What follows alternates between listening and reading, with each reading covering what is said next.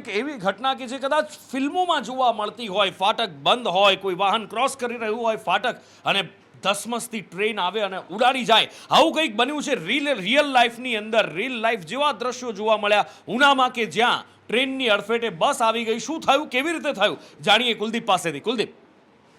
જી ઉપર ચોક્કસથી જણાવી દઉં કે દેલવાડા જુનાગઢ જે મીટર ગેજ લાઈન છે, જે ઉનાથી બપોરે 2:40 નીકળ્યા બાદ હરમડિયા અને પીછવી ગામની વચ્ચે એક ફાટક છે, જે ફાટક ઉપર એક માણસ જ માત્ર ઉભો રાખવામાં આવે છે, કોઈ આયાસ હોતી નથી. ત્યારે હરમડિયાથી સુરત જતી બસ જે છે તે સ્લીપર કોચ બસના ચાલકને ના પાડ્યા છતાં પણ તે ગયો, અને જે વળાંક ઉપરથી જે ટ્રેન આવતી પસાર થઈ, બંને વચ્ચેનું ધ્યાન મિસ થતા ટ્રેન અને બસની વચ્ચે અકસ્માત સર્જાયો હતો. જોકે સદનસીબે બસની અંદર માત્ર 2 થી 3 પેસેન્જર જ હોય, એટલે ડ્રાઈવરને એક માથાના ભાગે ઈજા થઈ છે અને બસ પલટી ખાઈ ગઈ છે. અને ટ્રેનમાં પણ અકસ્માતની અંદર ટ્રેનની અંદર પણ નુકસાન થતા બંને ત્યાં વાહન વ્યવહાર ખોરવાયો હતો અને બધું ટ્રાફિક જામના 108 ડ્રાઈવર્સને દવાખાને ખસેડવામાં આવ્યો છે.